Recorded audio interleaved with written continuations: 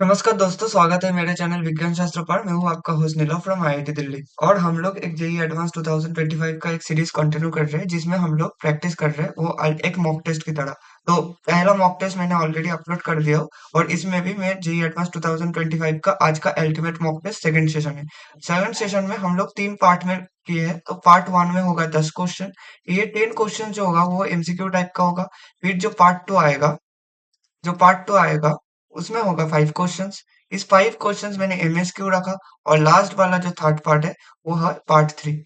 और पार्ट 3 में क्या होगा? पार्ट 3 में भी 5 क्वेश्चन है, जो कि 5 क्वेश्चन एनएटी टाइप का है, मतलब न्यूमेरिकल टाइप। तो पहले हम लोग 10 मल्टीपल चॉइस क्वेश्चंस कर लेंगे, फिर 5 मल्टीपल सिलेक्टिव आंसर्स क्वेश्चंस कर लेंगे, फिर लास्ट में तुम्हारा 5 national numerical answer type questions कर लेंगे। ठीक है, तो सेशन स्टार्ट करते हैं। और सेशन स्टार्ट करने से पहले मैं जैसे बोल देता हूँ कि कॉन्फिडेंस रखो खुद पर, अटेम्प्ट करो। क्वेश्चन आए, वीडियो को पॉज करो, खुद से ट्राई करो, क्योंकि तुम्हारा दिमाग जितना खुलेगा क्वेश्चन अटेम्प्ट करने से ही खुलेगा। तो वो ज्यादा बेहतर होता है, क्योंकि मैं सॉल्यूशंस कराता रहूंगा। उससे बेटर होगा तुम थोड़ा सा एक बार खुद से, मतलब खुद से जाके एक प्रेशर दो खुद को, एक बार क्वेश्चन को अटेम्प्ट करने सीखो, फिर जाके कर लो। ठीक है, तो पहला क्वेश्चन में चलते हैं। तो पहला जो सेक्शन है वो एमसीक्यू है, मैंने बोला। तो क्वेश्चन बोला है कि दिस सेशन कंटेन्स 10 क्वेश्चन। वो और फुल मार्क्स क्लास टू वो सब छोड़ो, क्वेश्चन में चलते हैं सीधा। तो पहला बोला है कि ए, कलर चेंज कर लेता हूँ। ए एक है सैंपल या फिर कोई रिएक्शन, मतलब कोई सब्सटेंस जो कि SnCl2 और HCl का प्रेजेंस में किस में कन्वर्ट होता है? बी। और बी किस में कन्वर्ट होता है? और तुम्हें पता है एसेंशियल HCl ये क्या है? स्टीफेंस रिएक्शंस का, स्टीफेंस रिएक्शन का। और उसके बाद NaNO2 और डाइल्यूट HCl दिया है, मतलब और सी होता है। और उसके बाद इसके ऊपर वाटर और हीट करोगे तो ये फेनॉल दे रहा है। ठीक है, तो तुम्हें पता है कि वाटर और हीट करके या फिर NaNO2 dilute HCl, NaNO2 dilute HCl मतलब डाइजोटाइजेशन रिएक्शन होगा। डाइजोटाइजेशन रिएक्शन हो रहा है। और डाइजोटाइजेशन रिएक्शन का सबस्ट्रेट में क्या चाहिए हमको? डाइजोटाइजेशन रिएक्शन के सब्सटेंस में हमें NH2 चाहिए। तो अगर स्टीफन रिएक्शन मतलब ये रिडक्शन होता है, और रिडक्शन किस में होता है? NO2 से NH2 आता है। और डाइजोटाइजेशन रिएक्शन के बाद हमें क्या दिखने को मिलता है? N2 + Cl-। N2 + Cl-। और जो पहला, तो फिर ए जो सबस्ट्रेट है हम लोगों का, वो सबस्ट्रेट किस में होगा? वो होगा नाइट्रोबेंजीन। ठीक है, ये क्वेश्चन थोड़ा सा आसान क्वेश्चन था। तो पहला क्या होगा? ए वाला तो बेंजीन से तो नहीं होगा, बेंजीन से नहीं जाएगा, क्योंकि बेंजीन के ऊपर SnCl2 HCl डाल के क्या ही करोगे, कुछ नहीं होगा। तो पहले नाइट्रोबेंजीन दो, नाइट्रोबेंजीन से SnCl2 करोगे तो एनिलीन आएगा। फिर उसके बाद, एक सेकंड, एबीसी पूछा है ना, A B and C। तो पहले तो नाइट्रोबेंजीन आएगा, उसके बाद एनिलीन आएगा। अच्छा, उसके बाद एनिलीन आ रहा है, उसके बाद NaN2 डाइल्यूट HCl दे रहा हो, तो ये डाइजोटाइजेशन रिएक्शन शो करेगा। और उसके बाद जाके ये होगा, जस्ट फॉर मिनट। हाँ, तो ये N2 + Cl- होगा, इससे कुछ दिक्कत तो नहीं होगा। तो ऑप्शन जो की है, ऑप्शन थोड़ा सा मुझे लग रहा है गड़बड़ है। इसमें एनिलीन होगा, मगर इसमें एजो कंपाउंड, हाँ सॉरी सॉरी सॉरी, ये तो N2 जो की है, ये N2 कैसा है? N, ये प्लस। ठीक है, अब ये इसमें क्या होता है? एजो कंपाउंड हम लोग किसको बोलते हैं? एजो कंपाउंड बोलते हैं जिसमें नाइट्रोजन नाइट्रोजन बॉन्ड हो, जिसमें नाइट्रोजन नाइट्रोजन बॉन्ड हो उसको हम लोग बोलते हैं एजो कंपाउंड। ठीक है, तो हमारा जो करेक्ट ऑप्शन होगा वो होगा ऑप्शन नंबर बी। ठीक है, तो पहले नाइट्रोबेंजीन को डिड्यूस किया SnCl2 स्टीफन रिडक्शन से, उसको एनिलीन में कन्वर्ट कर दिया, उसको diazotization reaction NaNO2 dilute HCl को लेके उसमें कन्वर्ट कर दिया डाइजोटाइजेशन में। और उसके बाद वाटर और हीट करके फेनॉल में कन्वर्ट कर दिया। ठीक है, इसके बाद चलते हैं नेक्स्ट क्वेश्चन में। पूछा है कि which of the following test can be use to identify primary amino group into a given organic compound. तो प्राइमरी अमीनो ग्रुप को गिवन ऑर्गेनिक कंपाउंड में कन्वर्ट करने के लिए हमें क्या रिएक्शन करना पड़ता है? देखो, ये पहले है नाइट्रोजन टाइप का, तो आइडोफॉर्म रिएक्शन। आइडोफॉर्म रिएक्शन किस लिए होता है? आइडोफॉर्म रिएक्शन जिसमें क्या तुम्हारा कीटोन के बगल में 3 अल्फा हाइड्रोजन होना चाहिए। There must be 3 alpha hydrogen in alpha position, in the alpha position of a ketone. और तुम्हारा अल्कोहल होना चाहिए। ठीक है, मतलब ऐसे ग्रुप भी होना चलेगा तो चल जाएगा। OH CH। ठीक है, ऐसा ग्रुप की चलेगा। तो जो भी है ये आइडोफॉर्म टेस्ट देगा, मगर प्राइमरी एमिनो ग्रुप के लिए ये टेस्ट नहीं चलता। तो प्राइमरी एमिनो ग्रुप के लिए तुम्हें अच्छे से पता है कौन सा रिएक्शन होता है, ये होता है कार्बिलैमिन रिएक्शन। तो कार्बिलैमिन रिएक्शन में क्या होता है, हम लोगों को आइसोसाइनेट मिलता है, आइसोसाइनेट का, इसलिए हाँ, तो क्या है, कार्बिलैमिन टेस्ट होगा। कार्बिलैमिन टेस्ट में हम लोग क्या जानेंगे, क्या कार्बिलैमिन टेस्ट किस लिए होता है। कार्बिलैमिन टेस्ट जो होता है, कार्बिलैमिन रिएक्शन में जो आरएनएच2 होता है, इसमें बोला है प्राइमरी एमिनो ग्रुप।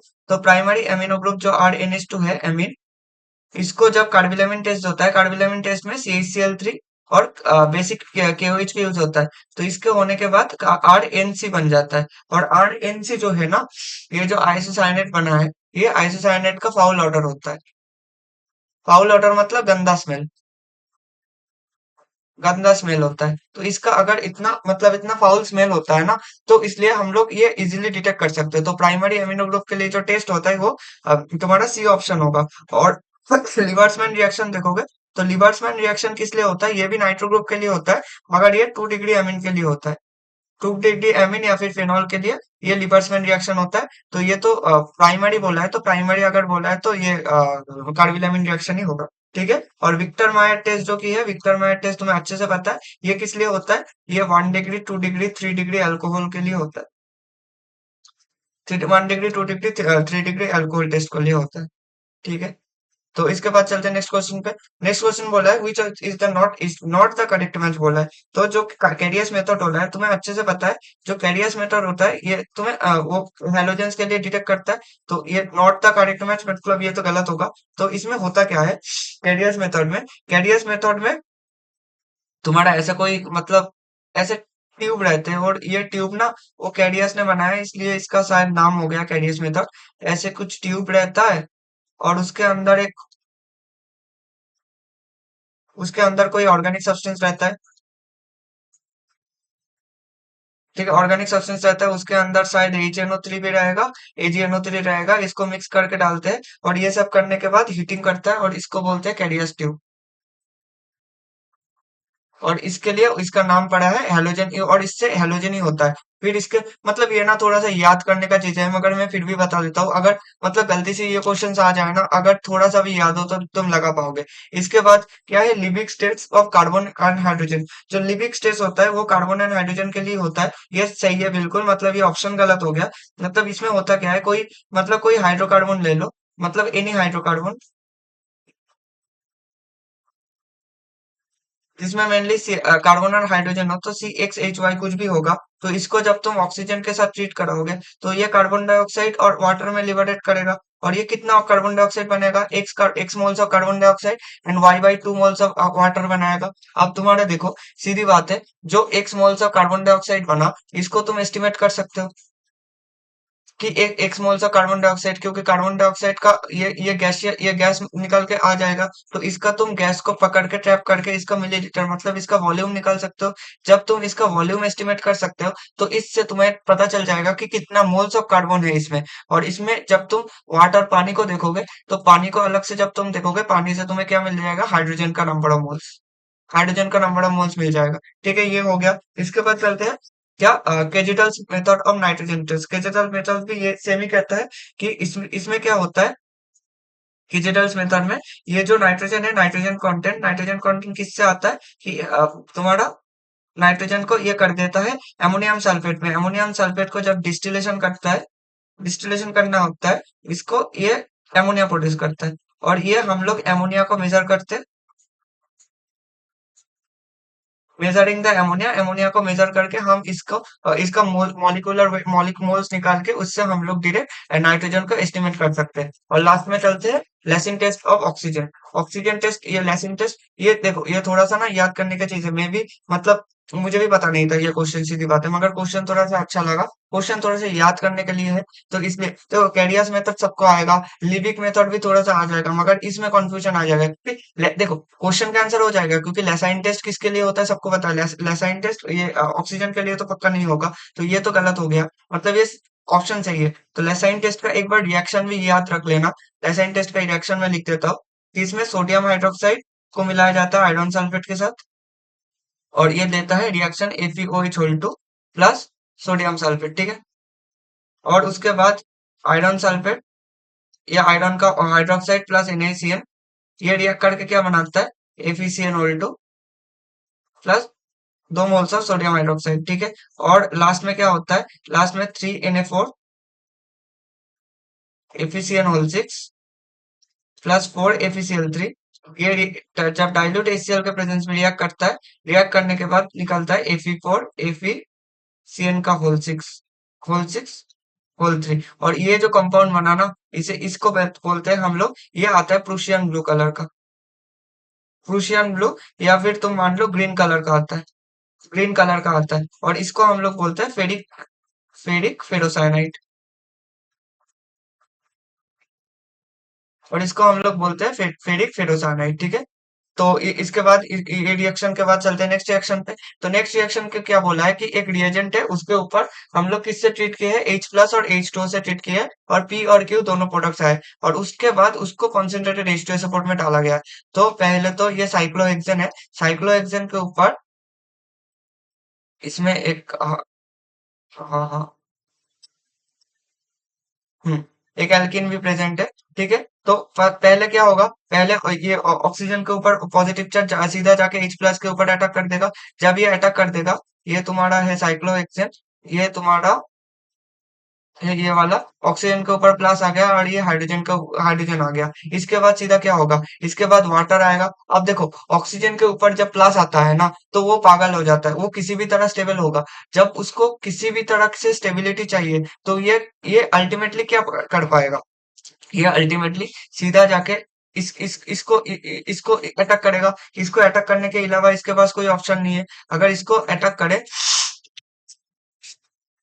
हाँ, अगर इसको अटैक करे तो उसके बाद क्या रिएक्शन हो सकता है, उसको अगर अटैक करेगा तो उसके ऊपर जब अटैक होगा तो ये ऑक्सीजन का ये बॉन्ड ब्रेक होगा। ब्रेक होने के बाद ऑक्सीजन के ऊपर पॉजिटिव चार्ज आ जाएगा। अगर पॉजिटिव चार्ज आया, तो ये तो तुम्हारा ऑक्सीजन के ऊपर पॉजिटिव, और दोनों हाइड्रोजन ऐसे ऐसे है। और उसके बाद जो हुआ, ये क्या है, ऐसा OH। तो ये तुम्हारा एक बना, जो कि टोटोमराइज होके क्या बना देगा, टोटोमराइज होके साइक्लोहेक्सानोन बना देगा। इसको क्या कहते हैं, हेक्सानोन, ठीक है। और तुम्हारा इसके साथ क्या बन रहा है, इसको तो वाटर एक हाइड्रोजन को ले लेगा, वाटर एक हाइड्रोजन को लेने के बाद जो रिएक्शन दे रहा है, वो बनेगा हेक्सानॉल। तो साइक्लोहेक्सानॉन और साइक्लोहेक्सानेल बन रहा है। उसके बाद कॉन्सेंट्रेटेड H2SO4 दे रहा है। कॉन्सेंट्रेटेड H2SO4 क्या करता है, कॉन्सेंट्रेटेड H2SO4, अब इसके ऊपर कॉन्सेंट्रेटेड H2SO4 डालोगे तो कोई फायदा नहीं होगा। जब इसके ऊपर तुम कॉन्सेंट्रेटेड H2SO4 डालोगे, तो सीधी बात है, H+ रिएक्शन है, H+ आएगा, और वो एलिमिनेशन रिएक्शन करेगा, क्योंकि इसके ऊपर हीट भी दिया है, तो ये एलिमिनेशन रिएक्शन को फेवर करता है। और एलिमिनेशन रिएक्शन के लिए तुम्हें अच्छे लिविंग ग्रुप होना चाहिए, मतलब वाटर निकलेगा। और इसके ऊपर से जब वाटर निकलता है, तो इधर आएगा एक हाइड्रोजन आएगा, ये OH एक H+ को पकड़ेगा पहले। H+ को पकड़ने के बाद ये किस में कन्वर्ट होगा, OH2+ में कन्वर्ट हो जाएगा। और इधर हाइड्रोजन है, फिर वाटर आएगा, जो थोड़ा सा वाटर मीडियम में प्रेजेंट है, ये हाइड्रोजन को पकड़ के निकाल देगा as a water, as a leaving group. तो निकल ग्रुप की तरह जब निकाल दिया, तो ये कन्वर्ट हो गया इसमें। और इसका अगर स्ट्रक्चर देखोगे, मतलब स्ट्रक्चर मतलब इसका एम्पिरिकल फॉर्मूला, तो 6 कार्बन है, और इधर 2 हाइड्रोजन 2 हाइड्रोजन 2 हाइड्रोजन 2 हाइड्रोजन और एक एक, तो टोटल 10 हाइड्रोजन, तो C6H10।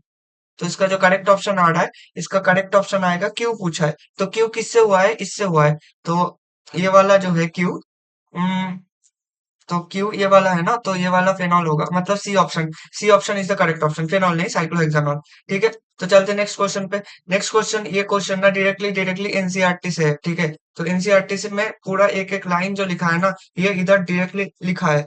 तो इसमें क्या होता है कि पहले रिएक्शन को समझो, कोई मेटल है,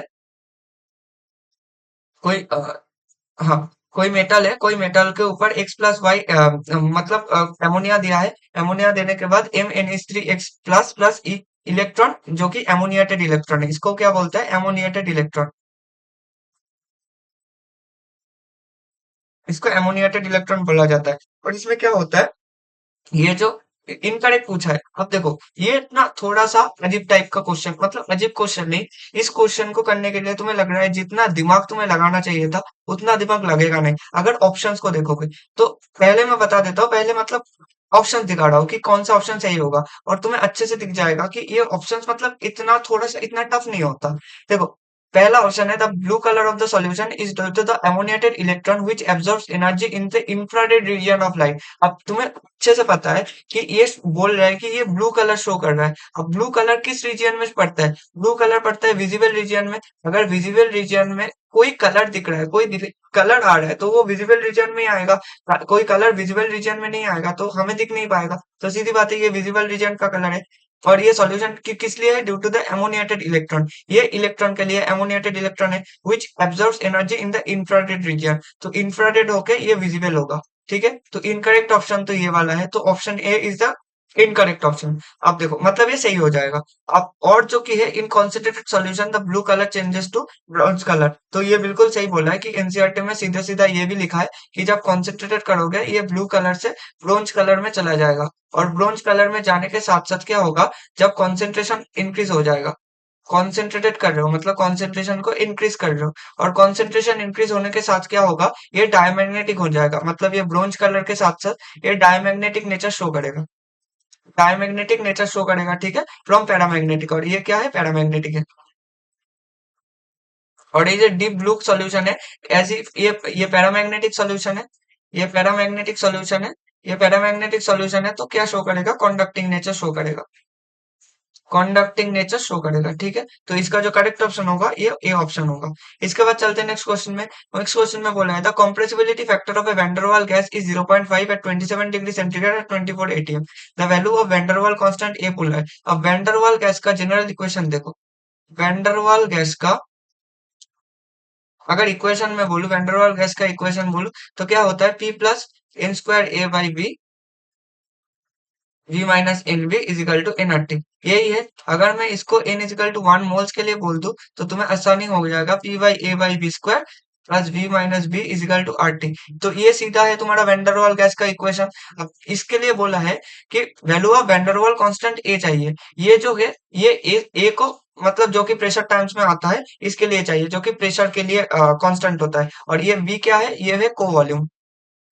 और इसका सीधा सीधा तुम्हारा बी का वैल्यू दिया है 0.10 लीटर मोल इनवर्स। और तुम्हारा आर का वैल्यू तो सबको पता है 0.08 होता है। अब देखो, जो बोला है डेटा, देखो कोई लोग ये कर देता है कि आर का वैल्यू लगाता है 0.0821 litre ATM mole inverse kelvin inverse. कोई दिक्कत नहीं, मगर जो दिया है उसको लेके चलो ना। मतलब उतना घसड़ मचाने का कोई बात नहीं है। अब कॉम्प्रेसिबिलिटी फैक्टर क्या होता है? जेड होता है। अब जेड क्या है? जेड का सीधा बात है, जेड इजिकल टू क्या होता है? PVM by are T.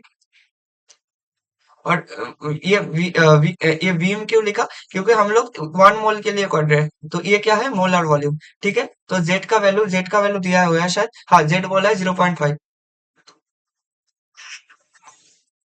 तो जेड क्या है? 0.5। 0.5 इजिकल टू प्रेशर। प्रेशर कितना है? प्रेशर बोला है 24 एटीएम इनटू वॉल्यूम। तो मोलर वॉल्यूम हमें निकालना है, वीएम निकालना है। उसके बाद क्या है? R T. और आर कितना है? R is equal to 0.08 litre atm per mole पर केल्विन। और इसके साथ टेम्परेचर कितना है? टेम्परेचर 27 डिग्री मतलब 300 केल्विन है, ठीक है। तो टेम्परेचर कितना है? 300 केल्विन। तो अगर 300 केल्विन है, तो इधर से तुम्हें क्या, एक केल्विन केल्विन कट गया और एटीएम एटीएम कट गया। तो वीएम के आएगा, वीएम आएगा 0.5 इंटू 0.08 इंटू 300 बाई तुम्हारा 24। तो इसको देखो, 0.5,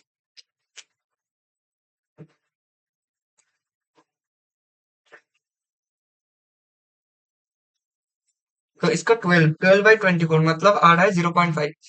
0.5 तुम्हारा लीटर आ रहा है, तो तुम्हारा ये मोलर वॉल्यूम है। और अब इसको पूछा है कि ए निकालना है ना, तो इसको डायरेक्टली इक्वेशन में हम लोग वैंडरवाल गैस इक्वेशन में पुट कर देते हैं। प्रेशर की जगह 24 रख देंगे, और ए हमें निकालना है, और उसके बाद 0.5 का होल स्क्वायर लिख दो। और वॉल्यूम फिर से पूछा है, तो 0.5 माइनस 0.1, यही है ना। और आर का वैल्यू कितना है? 0.08 इंटू टी। टेम्परेचर मतलब 300 केल्विन। तो 24 प्लस ए बाई 0.5 का होल स्क्वायर इंटू इसको 0.4 इंटू क्या है? 0.8। और ये 100 से कट दोगे तो तुम्हारा 8 हो जाएगा। 8 3 जा 24। और ये 0.4 को, तुम 0.4 को इधर से कट के इधर कर दो, 0.4 कर दो, तो ये हटाओगे तो 240, और ये कट के 60 आ जाएगा। तो ए बाई 0.5 का whole square is equal to 60 minus 24। उसके बाद क्या आएगा, ए इज इक्वल टू 16 - 24 कितना होता है, 6 3 36, 36 इंटू 0.5 का होल स्क्वायर, मतलब इज इक्वल टू 36 इंटू 1/4 मतलब 9। तो इसका जो करेक्ट ऑप्शन होगा ये होगा 9.0। ठीक है, D is the correct option. तो चलते हैं नेक्स्ट क्वेश्चन पे। नेक्स्ट क्वेश्चन में बोला है, a sample of hydrogen atom de-excites from the six state, six excited state to the ground state in one or more electronic transitions. देखो इसका जो बाद में आते हैं इस क्वेश्चन, मतलब इस क्वेश्चन का सेकंड पार्ट को बाद में आते हैं। पहले देखो, पहले लाइन जो बोला है ना, सिक्स एक्साइटेड स्टेट, तो कोई जो अगर nth एक्साइटेड स्टेट बोले, ये ध्यान रख लेना, कोई nth एक्साइटेड स्टेट बोले, तो अगर मैं पूछूं कि इस ये कौन सा नंबर स्टेट है, नंबर ऑफ स्टेट कौन सा होगा, नंबर ऑफ स्टेट होगा n+1। ठीक है, क्योंकि हम लोग जो लास्ट वाले, मतलब ये जो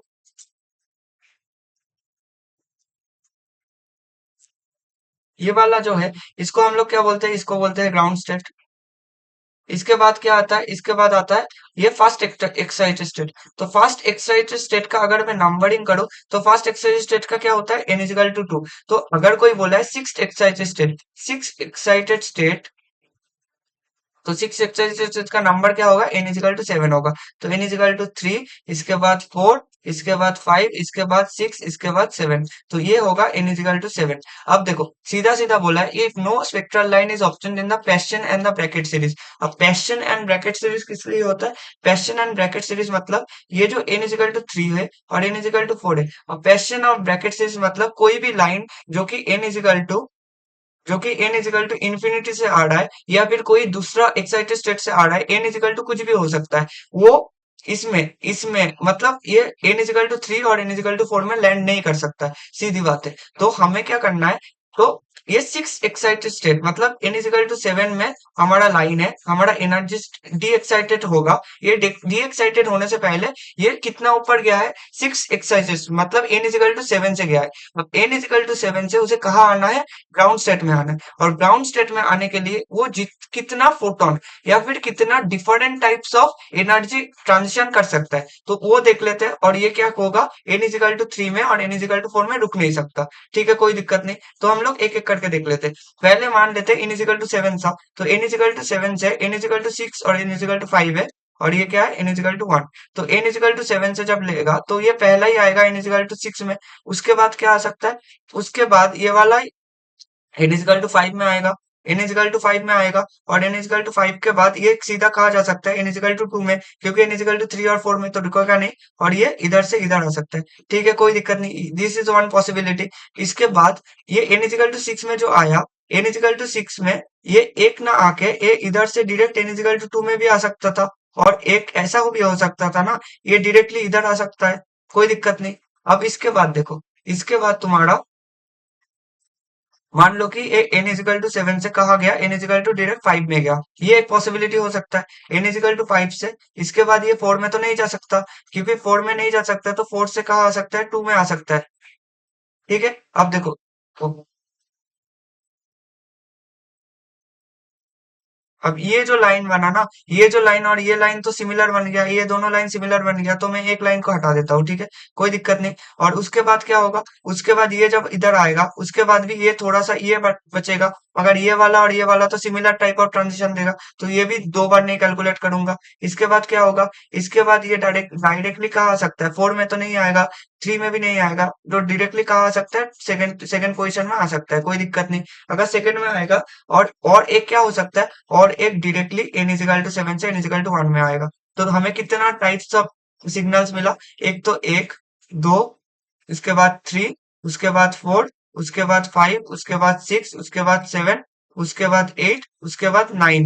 9 टाइप्स ऑफ ट्रांजिशन मिला। शायद में एक छूट रहा है, एक तो ये गया, एक ये गया, n = 3 में तो नहीं आएगा। और n = 6 से ये नीचे तक भी किया, कोई दिक्कत नहीं। आ, एक तो n = 7 से इधर आया, दो छोटा, एक लंबा एक बड़ा। हाँ, एक तो ये भी हो सकता है ना, एक इधर से डायरेक्टली, हाँ ये भी कैलकुलेट किया। उसके बाद इधर से, हाँ ये देखो, ये मैंने दिखाया, ये इधर आ रहा है और एक इधर से जा रहा है, एक इधर से डायरेक्टली नीचे भी तो आएगा ना। तो इसको लेके टोटल होगा 10। तो 10 टाइप ऑफ स्पेक्ट्रल लाइंस एक बार खुद से भी चेक कर लेना, तो इसका जो टोटल होगा ये 10 टाइप्स ऑफ स्पेक्ट्रल लाइन दिखा सकता है, कोई दिक्कत नहीं।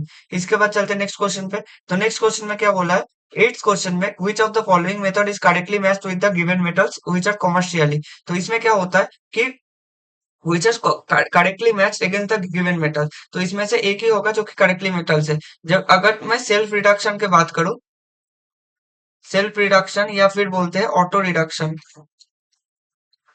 तो ऑटो रिडक्शन किस किस मेटल के लिए होता है, कॉपर के लिए होता है, लेड के लिए होता है, तो ये ऑप्शन तो सही है, कोई दिक्कत नहीं। अब एफी और जेनन में क्या होता है, ये इलेक्ट्रोलाइटिक रिडक्शन नहीं होता, ये रिडक्शन होता है, रिडक्शन इज डन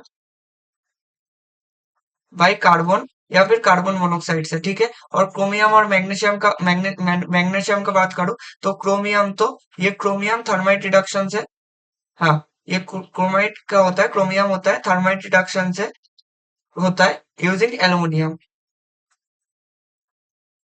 ये तो सही है, कोई दिक्कत नहीं। ये क्रोमियम तो हो जाएगा, जो मगर जो मैग्नीशियम होता है ना, ये मैग्नीशियम इलेक्ट्रोलाइटिक रिडक्शन से डिड्यूस होता है, इलेक्ट्रोलाइटिक रिडक्शन से यूज होता है, कोई दिक्कत नहीं। और आयरन और एच जो है, ये एच क्या होता है, ये एच का थर्मल रिडक्शन होता है, ठीक है। एच का होता है थर्मल रिडक्शन। तो ये क्वेश्चन एक बार देख लेना। देखो ये क्वेश्चन से मतलब उतना डिमोटिवेट मत हो जाना, ये क्वेश्चन मुझे भी नहीं आता था, मैं भी गूगल सर्च करके ही लिखा हूँ, सीधी बात है। मतलब ये थोड़ा सा याद करने का चीज है और मुझे याद नहीं रहता है, सीधी बात है। मेरा भी मेन ग्रुप केमिस्ट्री में, मेन ग्रुप केमिस्ट्री ऐसा है ना, तो मेन ग्रुप केमिस्ट्री टीचर्स को भी हरा देता है, स्टूडेंट्स को तो हरा देता ही है, कोई दिक्कत नहीं। ये एक ऐसा ऐसा चैप्टर है ना, जिसमें मतलब हर एक कोई स्टूडेंट को अगर आता है ना, वो केमिस्ट्री का जीनियस है, कोई रोक नहीं सकता उसे। मगर मतलब बहुत लोगों को नहीं आता है, उतना टाइम नहीं मिल पाता है, सीधी बात है। तो इसको ऊपर मत प्रेशर दो, मैं बस इतना क्वेश्चंस करा रहा हूँ, ये क्वेश्चंस अगर बाई चांस दिख जाए तो ये क्वेश्चन मतलब तुम्हारा सही हो जाएगा, कोई दिक्कत नहीं होगा। तो नेक्स्ट क्वेश्चन में चलते हैं।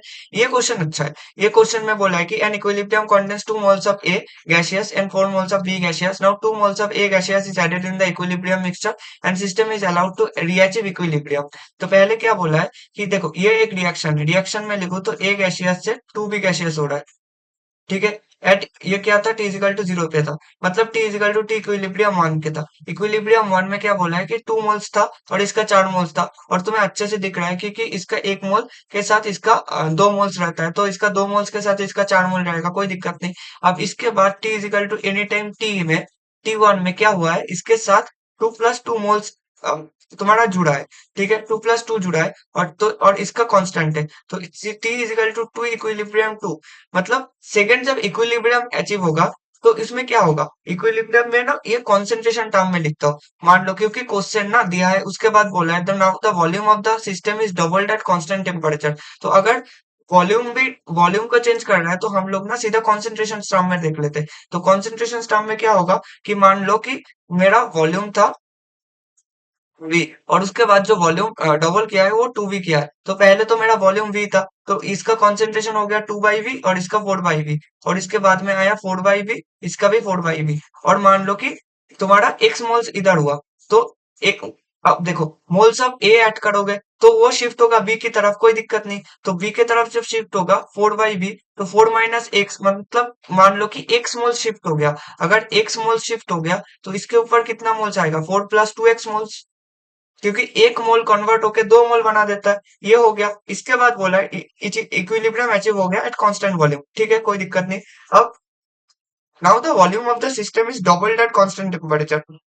अब इसको t is equal to time two में क्या बोला है कि 4 - x/2 भी हो गया, और ये क्या हो गया 4 + 2x/2v, इसमें कन्वर्ट कर दिया, मतलब वॉल्यूम डबल कर दिया, तो कंसंट्रेशन आधा हो गया, ठीक है। तो ये फिर से इक्विलिब्रियम घट गया, तो इक्विलिब्रियम घट जाने पे बोला है कि न्यू इक्विलिब्रियम में कितना मोल्स ऑफ बी रहेगा। तो ठीक है, अगर मैं बोलूं कि तुम्हारा इक्विल इस ये क्वेश्चन को करने के लिए तुम्हारा जो बेसिक कॉन्सेप्ट होता है, उसमें क्या बोलता है कि तुम्हारा जो इक्विलिब्रियम कांस्टेंट होता है ना, इक्विलिब्रियम कांस्टेंट है के, ये हमेशा ऑलवेज रिमेन्स अ कांस्टेंट।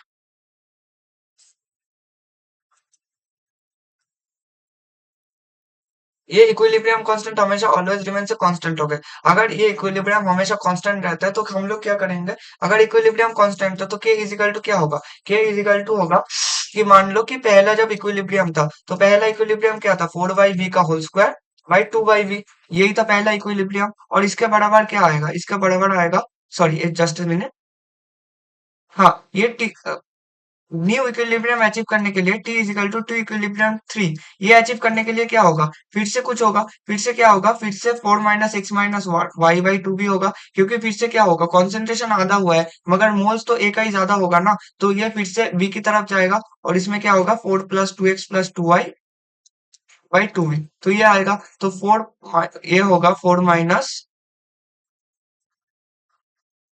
हाँ क्या होगा, पहले हम लोग बी का लिखेंगे तो four plus two x plus two y by two V, इसका होल स्क्वायर, उसके नीचे four minus x minus y का बाई टू वी, इसका होल स्क्वायर, तो टू बी इधर से काट दो, इसका होल स्क्वायर नहीं होगा, टू वी, ठीक है। तो इसको देखो, वी स्क्वायर आएगा, इधर वी वी आएगा, तो इसको काट दो, तो इसमें क्या आ रहा है, सोलह बाई दो, टू, तो इसके ऊपर क्या आएगा, four plus two x plus two y का होल स्क्वायर, और नीचे दो आएगा, सॉरी चार आएगा, मतलब मैंने ब्रैकेट से बाहर निकाल दिया, और नीचे क्या रहेगा, four minus x minus y, और नीचे ये दो आ रहा है ना, तो दो को ऊपर भेज दो इंटू टू, तो ये टू को कट के ये दो हो जाएगा, और ये दो दो कट जाएगा, तो मैं इधर से सीधा इसको मिटा रहा हूँ और इसको मिटा रहा हूँ, तो अल्टीमेटली ये आया, देखो x minus x plus y को ना जेड मान लो, एक्स प्लस वाई को जेड मान लो, तो क्या होगा, sixteen is equal to four plus two z, इसका होल स्क्वायर और नीचे क्या आएगा, फोर माइनस जेड, यही आएगा, और इधर देखो, sixteen into four minus z is equal to four plus two z का होल स्क्वायर, सिक्सटीन फोर जा क्या होता है, सिक्सटीन फोर जा सिक्सटी फोर आएगा, तो sixty four minus sixteen z is equal to sixteen plus तुम्हारा फोर टू जार एट, एट टू जार sixteen, sixteen z plus four z square, अब इस पूरा इक्वेशन को फोर से डिवाइड कर दो, तो sixteen minus four z is equal to four plus four z होगा प्लस जेड स्क्वायर होगा, तो z square plus eight z minus twelve is equal to zero, तो इससे क्या आता है, इससे तुम अब ये कर लो, जेड स्क्वायर, पहले इसको क्या करोगे, एक तो चार करोगे तो तीन आएगा उसमें, तो इसको ना ऐसे कर दो, ये तो डायरेक्टली नहीं होगा, तो इसको सीधा रचत जो लगा दो, सीधा रचत जो, तो क्या होगा, इजिकल टू माइनस बी, मतलब minus eight is equal to plus minus root over B square minus four AC, अब बी स्क्वायर माइनस फोर क्या लिख रहा हूँ, B square minus four AC की जगह क्या लिखोगे, बी स्क्वायर मतलब तुम्हारा सिक्सटी फोर होगा, minus of four into A तो वन है, और ट्वेल्व फोर जा फोर्टी एट होगा, और ये प्लस आ जाएगा by two A, by two होगा, तो इसको अगर करोगे तो sixty four plus forty eight क्या होता है,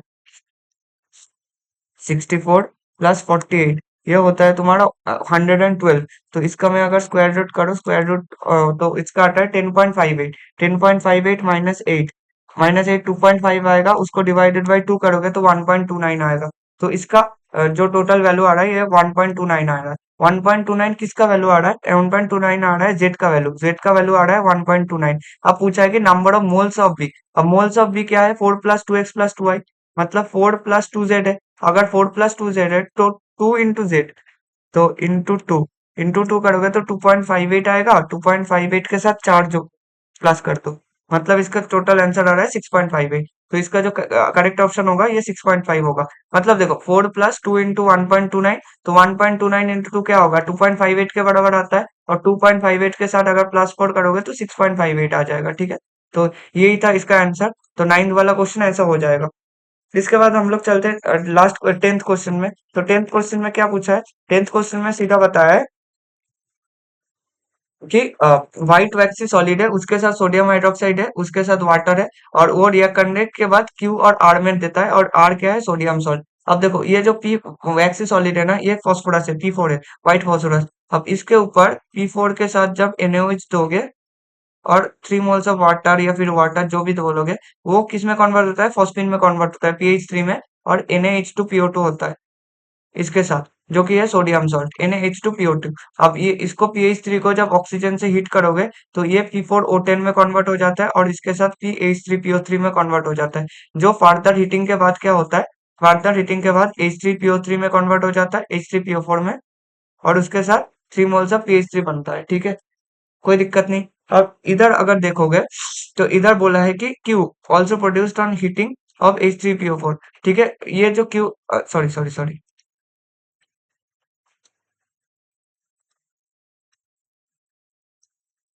ठीक है, ये Q जो है ना, Q तुम्हारा pH3 है। ओहो सॉरी। हाँ, इसको क्यू तुम्हारा क्या है, क्यू तुम्हारा pH3 है। और ये क्यू कहाँ से आ रहा है, इसको हीटिंग करने के बाद भी H3PO3 का, H3PO4 का हीटिंग करने के बाद भी pH3 आ रहा है। तो ये तो तुम्हारा मतलब करेक्ट स्टेटमेंट पूछा है। तो करेक्ट स्टेटमेंट क्या, sorry sorry sorry, correct statement पूछा है, तो ये H3PO3 नहीं, ये H3PO3 होगा, 4 नहीं। तो ये तो गलत हो गया। इसके बाद बोला है structure of P is polymeric. Structure of P क्या है, ये जो P4 होता है, ये P4 है, मोनोमेरिक स्ट्रक्चर। ठीक है, मोनोमेरिक स्ट्रक्चर है। अब इसके बाद बोला है only two oxy hybridise oxy bridges are present is S. और एस तुम्हारा क्या है, एस तुम्हारा ये वाला है जो ऑक्सीजन के रिएक्ट करके H3PO3 है। और H3PO4 के स्ट्रक्चर देखोगे तो ये आएगा, एक फॉस्फोरस, उसके बाद आता है ऑक्सीजन, उसके बाद आता है फॉस्फोरस, उसके बाद ऑक्सीजन, उसके बाद फॉस्फोरस, ऑक्सीजन, फॉस्फोरस, ये ऑक्सीजन, ये फॉस्फोरस, और ये दोनों कनेक्ट होता है, और ये दोनों कनेक्ट होता है। ठीक है, तो इसमें total number of oxy bridges कितना आएगा, total number of oxy bridges एक है, दो, सॉरी मैं दूसरा कलर से दिखा देता हूँ।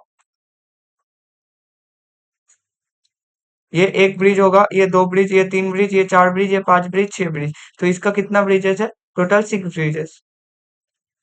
तो ये भी गलत ऑप्शन हो गया, ये भी। तो और ये क्या होगा, करेक्ट ऑप्शन होगा, क्योंकि zero acidic hydrogen is present in the anionic part of art. Anionic part मतलब सोडियम पार्ट बोल रहा है, तो Na H2PO2 बोला है। तो PO2 इसका स्ट्रक्चर क्या होता है, PO, एक O आएगा, और ये O माइनस Na प्लस होगा, और ये दोनों हाइड्रोजन ऐसा होता है। और याद रख लेना, ऐसे ये दोनों जो होता है ना, ये ऐसे, ये नॉन एसिडिक हाइड्रोजन होता है, नॉन एसिडिक हाइड्रोजन होता है। ठीक है, ये ऑक्सीजन अगर सोडियम, सॉरी प्लस होगा, ऑक्सीजन माइनस Na प्लस। ठीक है, ये अगर सोडियम, अगर ये बोलता सोडियम सॉल्ट नहीं दिया होता तो इसका आंसर वन होता। अगर सोडियम सॉल्ट दिया है मतलब इसका जो एसिडिक हाइड्रोजन था, इसका जो एसिडिक हाइड्रोजन था उसको रिप्लेस कर दिया सोडियम सॉल्ट ने। अगर उसको रिप्लेस कर दिया सोडियम सॉल्ट ने, तो वो हाइड्रोजन रिप्लेस हो गया, जो एसिडिक हाइड्रोजन था वही तो रिप्लेस हो गया सोडियम सॉल्ट से। तो ये नहीं होगा। तो इसका करेक्ट ऑप्शन होगा जीरो एसिडिक हाइड्रोजन, क्योंकि इसका जितने भी तुम्हारा जो दोनों हाइड्रोजन ये इधर दिख रहा है, ये फॉस्फोरस से अटैच्ड है, और फॉस्फोरस और हाइड्रोजन के बीच में उतना इलेक्ट्रोनेगेटिविटी डिफरेंस बहुत ही घटिया होता है। तो वो बहुत घटिया होने की वजह से क्या होता है, तुम्हारा उतना ज्यादा एसिडिक नेचर वो हाइड्रोजन बन नहीं पाता। अगर इतना ज्यादा एसिडिक नेचर उसका बन नहीं पाता, तो वो उतना ज्यादा एसिडिक उतना खास नहीं होता है। ठीक है, तो इसके बाद सेक्शन वन कंप्लीट हो गया। इसके बाद हम लोग चलते हैं सेक्शन टू में, जिसका मैक्सिमम मार्क्स 20 है। तो इसमें तुम्हारे चार ऑप्शंस मिलेगा, और वन और मोर, और तुम्हें पता ही है, अगर चार क्वेश्चंस कर दोगे तो ये +4, उसके बाद +3, +2, +1, और अगर गलत हुआ तो नेगेटिव मार्किंग 2। और ये पढ़ लेना अगर किसी को नहीं पता होगा। ठीक है, और हम डायरेक्टली क्वेश्चंस में चलते हैं। क्वेश्चन में क्या बोला है, क्वेश्चन में बोला है कोई वाई कंपाउंड था। ठीक है, उसके बाद देखो इधर ना प्रोडक्ट दिया है, प्रोडक्ट से तुम्हें बैकवर्ड जाना पड़ेगा। तो उसमें उसके बाद NaBH4 दिया है। तो हम लोग ना एक एक करके देख लेते हैं। जेड, उसके बाद डब्ल्यू दिया है, और डब्ल्यू से आता है क्या, मैग्नीशियम और कार्बन। क्या हो गया, हाँ, पहले मैग्नीशियम दिया है, उसके बाद कार्बन डाइऑक्साइड दिया है, उसके बाद थर्ड दिया है H3O प्लस। और देखो अब ये जो तुम्हें दिख रहा है ना, ये मतलब क्या दिख रहा है, ये पहले ग्रिग्नर रिएजेंट बनाया है, ये ग्रिग्नर रिएजेंट को तैयार किया है। ग्रिग्नर रिएजेंट को तैयार करने के बाद कार्बन डाइऑक्साइड घुसाया है, कार्बन डाइऑक्साइड घुसाने के बाद H3O प्लस में उसको कार्बोक्सिलिक एसिड में रिप्लेस किया है, मतलब PH, CH और C2H5 है, C2H5 और COOH है। तो तुम्हें इतना तो समझ आ रहा है, देखो पीएच जब होगा, PH, CH और C2H5, ये कार्बन डाइऑक्साइड, ये जो COOH आया, ये कार्बन डाइऑक्साइड से रिएक्ट करने के बाद हुआ है, मतलब ऐसे आएगा। मैग्नीशियम 2 प्लस, ये नेगेटिव चार्ज आएगा और कार्बन डाइऑक्साइड में अटैक करेगा। कार्बन डाइऑक्साइड में जब अटैक करेगा तो PH, CH, C2H5, और ये कार्बन डाइऑक्साइड के अटैक करने के बाद COO माइनस हो गया, और लास्ट में H3O प्लस दिया है कि ये ऑक्सीजन जो नेगेटिव चार्ज आया, ये H प्लस को लेके ये COOH में कन्वर्ट हो गया। ठीक है, तो अब देखो इसको इसको घुसाने के लिए, मैग्नीशियम को घुसाने के लिए, ये जो बॉन्ड होता है, इस बॉन्ड को हम लोग एक CX मतलब एक हेलोजन बॉन्ड के अंदर घुसाते हैं। और देखो पहले जो रिएक्शन, उसके पहले जो रिएक्शन है उसमें HBr और कॉन्सेंट्रेटेड दिया है।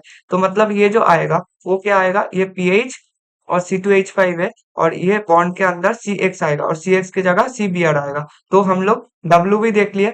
तो W के बाद हम लोग वापस आता है Z में, और Z देखो NaBH4 को रिएक्ट करने के बाद ये Z आ रहा है, और Z जो HBr कॉन्सेंट्रेटेड दिया है, मतलब पहले एक सोडियम बोरोहाइड्रेट क्या होता है, सोडियम बोरोहाइड्रेट कोई कीटोन या फिर कोई कार्बोनिल कंपाउंड जो कि है उसको रिएक्ट करने के बाद उसको अल्कोहल में बना देता है। तो जो कि ब्रोमीन था, ये ब्रोमीन के जगह ये होगा OH, ठीक है। और सोडियम बोरोहाइड्रेट है, तो सोडियम बोरोहाइड्रेट इसको रिएक्ट करने के बाद ये अल्कोहल था, ये कीटोन से अल्कोहल बना है, तो यही होगा तुम्हारा तुम्हारा जो Y कंपाउंड है। अब देखो इसको रीचेक करने के लिए और एक रिएक्शन दिया है रीचेक करने के लिए N2H4 और OH माइनस, जो कि है ओल्फ किस्नर रिडक्शन। और ओल्फ किस्नर रिडक्शन में क्या होता है, PHC2H5, ये OH पूरा ये ऑक्सीजन को लेकर वो भाग जाता है, और इसको अगर तुम H5, इसको अगर तुम ये करोगे, इन एनबीएस दोगे, एनबीएस मतलब जो भी ब्रोमीन प्लस को देता है। और ब्रोमीन प्लस ये याद रख लेना, एनबीएस जहां भी दिख जाए, एनबीएस कहाँ पर अटैक करता है, एलाइलिक पोजीशन में,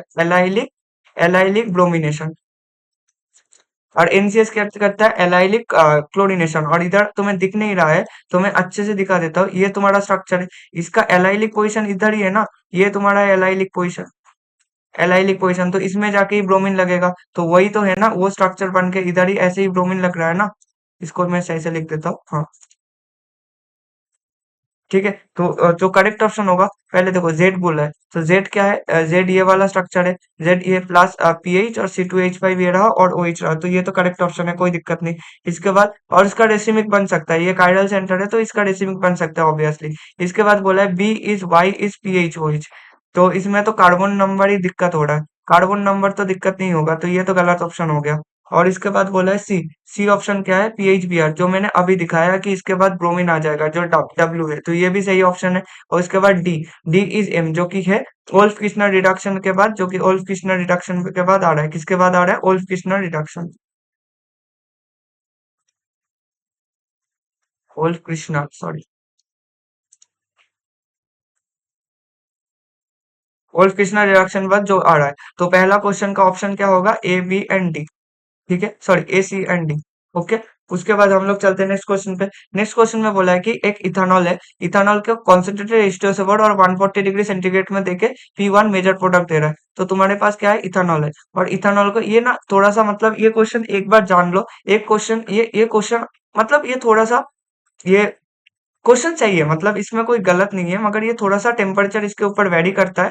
थोड़ा सा याद कर लेना कि कॉन्सेंट्रेटेड H2SO4 के प्रेजेंस में जब 140 डिग्री सेंटीग्रेड, देखो 140 डिग्री और 180 डिग्री सेंटीग्रेड में होता क्या है, जो इसका जो मेजर प्रोडक्ट होता है ना, इसका जो मतलब मेजर प्रोडक्ट, ये मेजर प्रोडक्ट का मतलब बहुत कुछ होता है।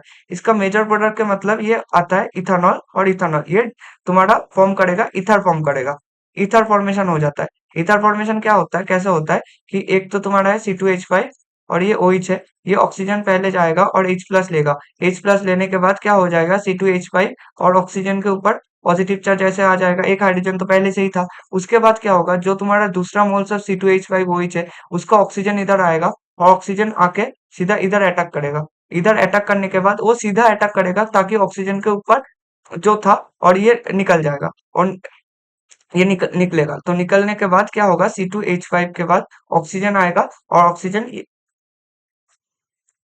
सॉरी सॉरी सॉरी, ये गलती हो गया मैंने, जस्ट अ मिनट, हाँ। ये ऑक्सीजन क्या किया, ये हाँ, ये OH2 के प्लस, ये अच्छा एक लिविंग ग्रुप है, ये एक अच्छा खासा लिविंग ग्रुप है, तो ये ऑक्सीजन का जो दूसरा मॉलिक्यूल ऑफ इथानॉल होगा, वो क्या करेगा, इस कार्बन सेंटर के ऊपर अटैक करेगा, कार्बन सेंटर के ऊपर अटैक करने से क्या होगा, ये सीधा लिविंग ग्रुप की तरह वाटर निकल जाएगा, तो इसके ऊपर क्या बन गया, C2H5OH, ये बन गया तुम्हारा ईथर फॉर्मेशन। ये ईथर फॉर्मेशन कब तक, 140 डिग्री सेंटीग्रेड में फिजिबल होता है, और जब तुम उसको टेम्परेचर को इंक्रीज करके 180 डिग्री तक कर दोगे, तो क्या होगा, ये तुम्हारा था CH3CH2OH, इसके ऊपर तब तुम कॉन्सेंट्रेटेड H2SO4 दोगे, तो कॉन्सेंट्रेटेड H2SO4 वाटर को प्रेजेंस में क्या होगा, इस इधर जो हाइड्रोजन है CH2OH, इसको इधर से कलेक्ट करेगा, इसके ऊपर देगा, और ये E2 एलिमिनेशन शो करेगा, E2 एलिमिनेशन शो करके देखो, थोड़ा सा तो ये OH2 प्लस में फॉर्मेशन होगा, ये एक अच्छा लिविंग ग्रुप की तरह एक्ट करेगा। लिविंग ग्रुप की तरह अगर एक्ट कर रहा है, तो वाटर ये हाइड्रोजन को लेके इसको किस में कन्वर्ट कर देगा, इसको कन्वर्ट कर देगा CH2 डबल वन CH2, जो कि है एल्किन। और इसको मतलब इथिन भी बोल सकते हो, कुछ भी, मतलब इसका जनरल नेम एल्किन है और इसका इथिन है। तो इसका देखो दोनों तो डाइइथाइल ईथर नहीं बनेगा, दोनों इथिन नहीं बनेगा, तो इसका बी और सी इज द करेक्ट ऑप्शन, ठीक है। इसके बाद नेक्स्ट क्वेश्चन में जाते हैं। नेक्स्ट क्वेश्चन में बोला है can electrochemical cell is made by combining two half cells AgNO3 है, एक 0.05 मोलर। तो जो एक सब सेल है उसमें क्या होता है, ऑक्सीडेशन होता है। तो जो Ag है,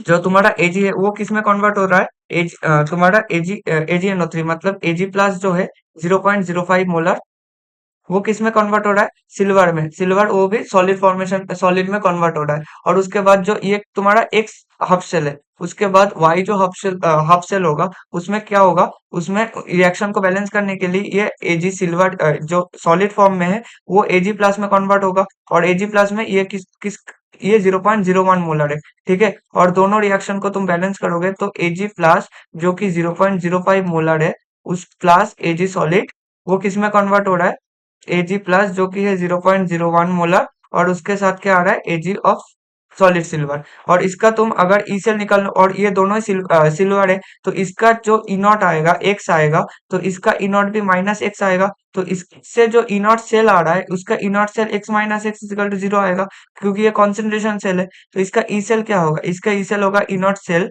माइन, ये इक्वल टू क्यों दे रहा हूँ, हाँ, माइनस माइनस क्या होगा, माइनस तुम्हारा अगर मान लो कि ऐसे ही मान लो कि RT/NF, एल एन ऑफ क्या आएगा, तुम्हारा ये पहले आएगा एजी प्लस जो कि है 0.01 मोलर में, ठीक है। और नीचे क्या है, एजी प्लस जो कि 0.05 मोलर में, ठीक है। यही तो है ना सीधी बात। और अगर तुम इसको टेम्परेचर इक्वल टू 298 केल्विन सब कुछ ऐसे ही देख लो, और इसका एन क्या होगा, एन तुम्हें अच्छे से पता है, इसको ये एक इलेक्ट्रॉन ले रहा है, ठीक है। तो एन इजिकल टू 1 होगा। तो इसका अगर 298 केल्विन में देख लो और आर सब कुछ एफ का वैल्यू सब कुछ पुट कर दो, तो एन इनर्ट सेल का भी 0 आ रहा है, तो इसका क्या आएगा डायरेक्टली 0.059, ठीक है। 0.059 बाई 1, उसको मैं नहीं लिख रहा हूँ, और लॉगरिथम एजी प्लस कॉन्सेंट्रेशन 0.1 है, मतलब 1/5। तो ई सेल क्या आ रहा है, E cell is equal to plus of 0.059 log of 5, ठीक है। यही आ रहा है ना, सीधी बात है। अब देखो क्वेश्चन, देखो क्वेश्चन में बोला है कि the E cell can be increase if concentration of AgNO3 in half cell is increase. अगर एक्स में जो हाफ सेल है इसका कॉन्सेंट्रेशन इंक्रीज हो जाएगा। इसका कॉन्सेंट्रेशन इंक्रीज होने का मतलब क्या है, इसका कॉन्सेंट्रेशन में 0.05 था, मतलब सीधी बात है 5 था। तो इसका कॉन्सेंट्रेशन इंक्रीज करके मान लो कि 0.07 कर दिया, कॉन्सेंट्रेशन इंक्रीज कर दिया, तो इसके ऊपर log 5 के जगह जो 5 है उसके 5 के जगह 7 आ जाएगा, और log 5 से log 7 तो बड़ा ही होता है ना। तो इसका ई सेल तो इंक्रीज हो जाएगा, तो ये करेक्ट ऑप्शन है। अब देखो फिर से बोला है कि एच सी ऑप्शन में if E cell will increase in concentration is X is decrease, तो ये तो इसका उल्टा है, तो ये गलत हो गया। इसके बाद बोला है E cell will increase if concentration of AgNO3 in Y cell is increase. Y cell में मतलब 0.01 जिसमें था, इसको मान लो कॉन्सेंट्रेशन इंक्रीज करके तुम 0.01 से 0.02 में कन्वर्ट कर दिया, तो जो 5/1 था, तो ये दूसरा पेन से दिखाता हूँ, ये डिलीट कर, हाँ। तो जो 5/1 था, ये 5/1 था ना, ये 1 से अगर 2 करोगे तो लॉग जिसमें log 5 था, log 5 से log 2.5 का वैल्यू तो कम ही होगा ना, तो ये सेल को तो डिक्रीज कर देगा, तो ये तो इंक्रीज नहीं होगा। ये क्या होगा, आ, अच्छा ये डिक्रीज होगा, ठीक है। तो A and D is the correct option, तो इसका जो करेक्ट ऑप्शन होगा ये ए एंड डी आएगा, ठीक है। तो इसका जो करेक्ट ऑप्शन आएगा ये ए और डी आएगा। इसके बाद हम लोग चलते हैं नेक्स्ट क्वेश्चन पे। नेक्स्ट क्वेश्चन में बोला है कि if 1 mole of ammonia gas y is equal to 1.333, ये y क्या होता है, गामा, सॉरी y बोल रहा हूँ, गामा इज इक्वल टू क्या होता है, gamma is equal to CP/CB होता है। तो इसका जो वैल्यू है इसका 1.33 है, 1.33 है, ठीक है। तो is expanded reversibly under adiabatic condition, adiabatic condition बोला है to increase the volume 8 times the initial volume, ठीक है। अगर एडियाबेटिक एडियाबेटिक कंडीशन बोला है, जस्ट सेकंड, और इसको हम लोग 1.33 को अगर अच्छे से लिखो ना, तो इसका 8/6 होता है, मतलब इसका लगभग, मतलब मैं अभी बता रहा हूँ, इसका सीपी लगभग 8 आएगा, और इसका सीपी क्या आएगा, लगभग इतना 6 के करीब आएगा, ठीक है।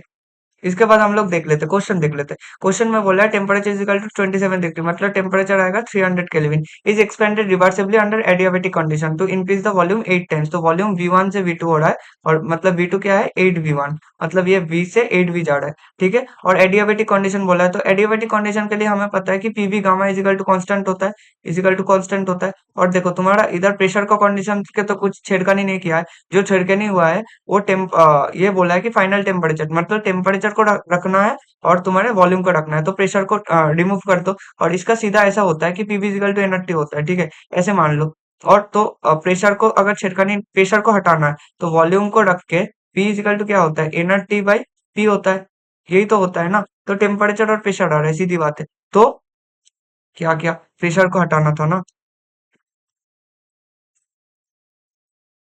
फिजिकल टू एनआरटी बाई हो, तो प्रेशर प्रेशर डायरेक्टली प्रोपोर्शनल किसका हो रहा है, टेम्परेचर और वॉल्यूम का। तो प्रेशर हटा के टेम्परेचर और वॉल्यूम लगा दो, और PV gamma is equal to ये T1 by V1 is equal to क्या होगा, T2, T2 by V2 gamma होगा। या फिर ऐसे ही मान लो कि ये तुम्हें दिक्कत आ सकता है, इसको पहले कांस्टेंट ही मान लो, ठीक है, ये कांस्टेंट मान लो, कोई दिक्कत नहीं। तो क्या हो रहा है तुम्हारा TV gamma minus one is equal to constant आ रहा है। तुम कुछ भी कर सकते हो, इस इक्वेशन को डायरेक्ट में ऐसे ही समझा दिया कि अगर कोई इक्वेशन को भूल जाए तो कैसे डिराइव करेगा। तो इसका T1 V1 gamma minus one is equal to T2 V2 gamma minus one होगा। और गामा माइनस वन का वैल्यू क्या होगा, गामा माइनस वन मतलब 0.33 हो रहा है, 0.33 मतलब 1/3। अब देखो तुम्हें फाइनल टेम्परेचर निकालना है जो कि है T2, तो T2 किसके आएगा, T1 by V1 by V2 gamma minus one जो कि है 1/3। अब V1 क्या है, V1 और V2 क्या है, 8V।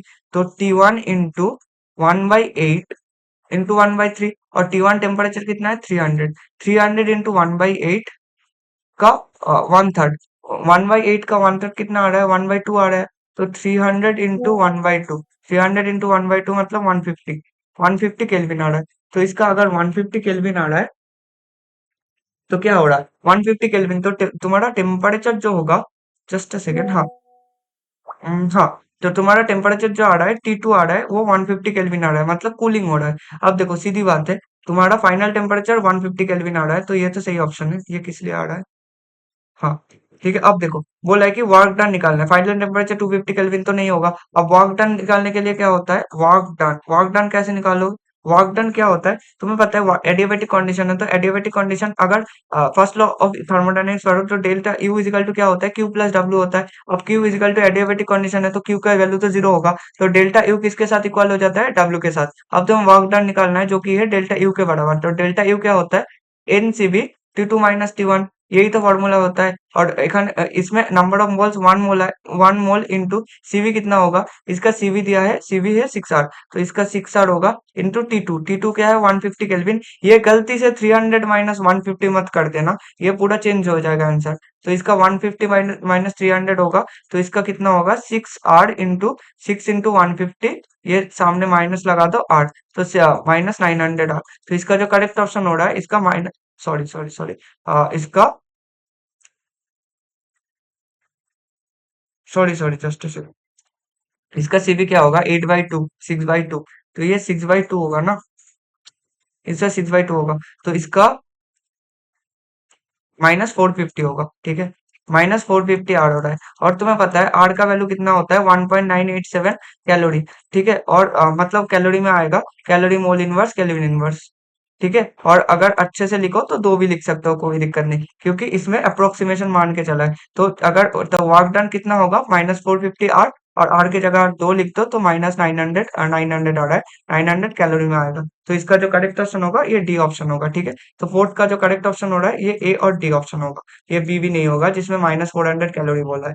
और यूनिट एक बार देख लेना अच्छे से, ठीक है। नेक्स्ट क्वेश्चन में बोला है, नेक्स्ट क्वेश्चन सीधी बात है कि किसमें बोला है कि किसमें इक्वल गैस। अब देखो CH3 CH3N2 plus dilute HCl, dilute HCl दिया है, और तुम्हें अच्छे से पता है कि कैल्शियम क्लोराइड का डिकम्पोजिशन होता है, और ये देख के ही पता चल रहा है इसमें क्या होगा, ये अमोनिया गैस निकलेगा। अगर 3 मोल्स ऑफ कैल्शियम क्लोराइड निकल रहा है और नाइट्रोजन बच रहा है और हाइड्रोजन बच रहा है, हाइड्रोजन कितना बच रहा है, हाइड्रोजन तुम्हारा कैल्शियम क्लोराइड लगा है 6 मोल्स, तो इसमें डाइल्यूट HCl 6 होगा, तो 6 मतलब 6 क्लोरीन, 6 क्लोरीन चला गया, तो 6 हाइड्रोजन बच रहा है और 2 नाइट्रोजन, तो अमोनिया गैस तो प्रोड्यूस होगा ही ना।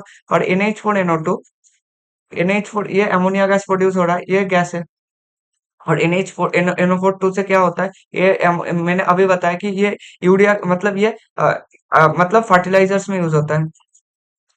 फर्टिलाइजर्स में यूज होता है। फर्टिलाइजर्स में क्यों क्यों यूज होता है? ये नाइट्रोजन प्रोडक्शन के लिए यूज होता है, मतलब जिसमें कि नाइट्रोजन बहुत ज्यादा हो, इसलिए होता है, मतलब नाइट्रोजन प्रोडक्शन के लिए, कि क्रॉप्स में नाइट्रोजन बचा रहे, तो इसके लिए हम लोग एमोनियम नाइट्रेट यूज करते हैं। ठीक है, तो एमोनियम नाइट्रेट किस लिए यूज होता है?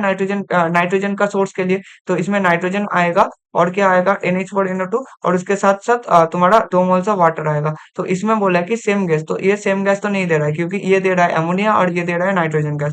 इसमें देखो, इसके बाद बोला रिएक्शन में NH4 होल 2 Cr2O7, और तुम्हें ये अच्छे से दिख रहा है, और इसको हीटिंग किया है, तो इसको हीटिंग करने से अमोनियम गैस से क्या निकालेगा? अमोनियम गैस हमेशा नाइट्रोजन को रिमूव करता है, उसके साथ क्रोमियम Cr2O3 बना देगा और वाटर निकलेगा, तो ये भी नाइट्रोजन गैस को दे रहा है। और अगर NH4NO2 जो मैंने अभी बताया, वो नाइट्रोजन तो दे ही रहा है। ठीक है, तो एमोनियम अगर दिख जाए, तो एमोनियम क्या करेगा? एमोनियम हमेशा देगा तुम्हारा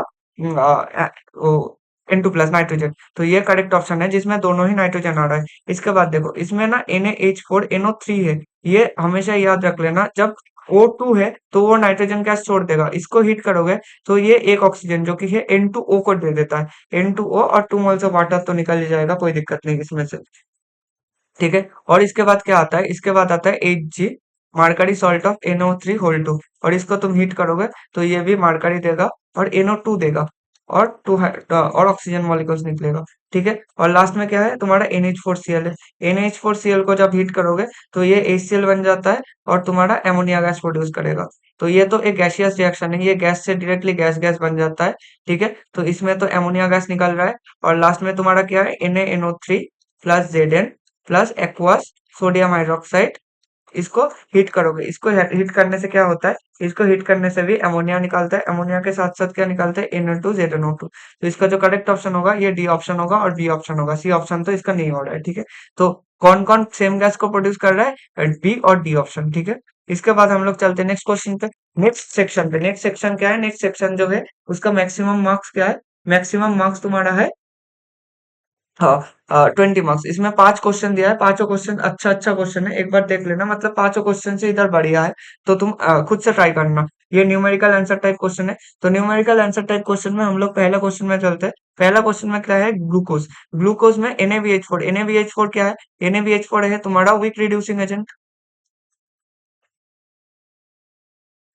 वीक रिड्यूसिंग एजेंट, ये किसको किसको नहीं कर पाता? ये एमाइड का रिडक्शन नहीं कर पाता, एमाइड छोड़ के कार्बोक्सिलिक एसिड भी नहीं कर पाता, कार्बोक्सिलिक एसिड का रिडक्शन भी ये नहीं कर पाता, ये एस्टर का रिडक्शन भी नहीं कर पाता, ये सब छोड़ के ये बना देता है।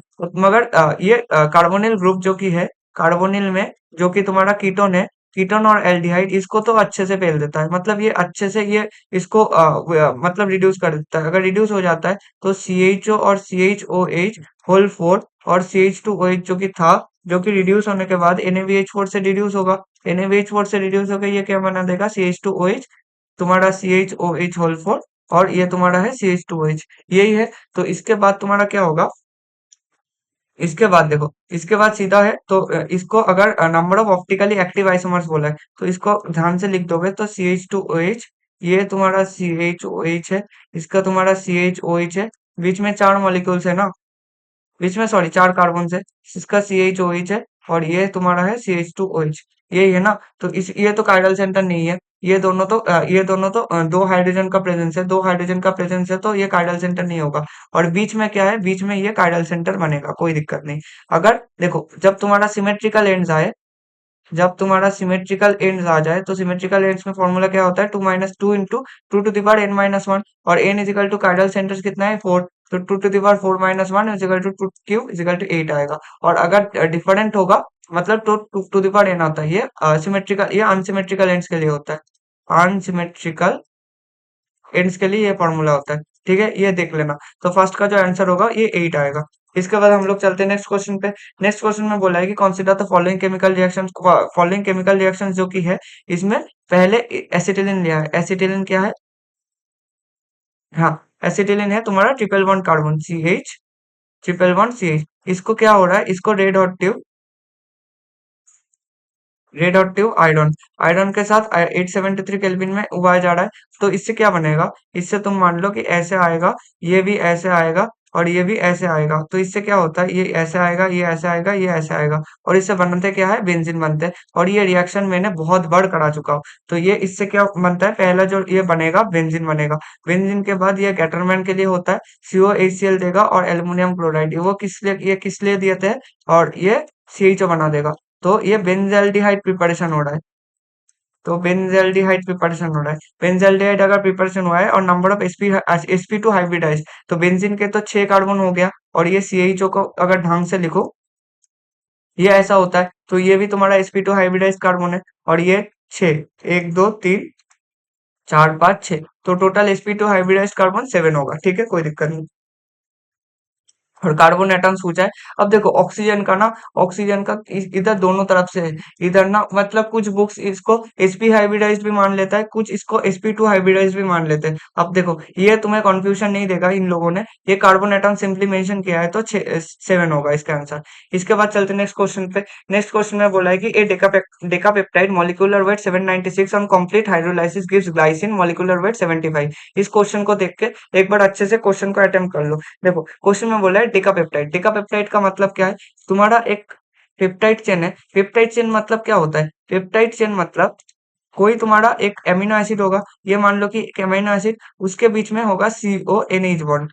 ठीक है, और इसके बीच में इसको मान लो कि इसको कार्बन टर्मिनल है, कार्बन टर्मिनल है तो COOH होगा, या फिर O- होगा, कुछ भी होगा। और इसके बाद ये पेप्टाइड बॉन्ड है, CONH बॉन्ड। इसके बाद ऐसे ऐसे जुड़ता है, ये फिर एक पेप्टाइड बॉन्ड आएगा, फिर एक तुम्हारा एक अमीनो एसिड आएगा। ऐसे करते करते क्या होगा, डेकापेप्टाइड। डेकापेप्टाइड का मतलब क्या है, डेकापेप्टाइड का मतलब है, डेकापेप्टाइड का मतलब होता है तुम्हारा 10 अमीनो एसिड्स होगा।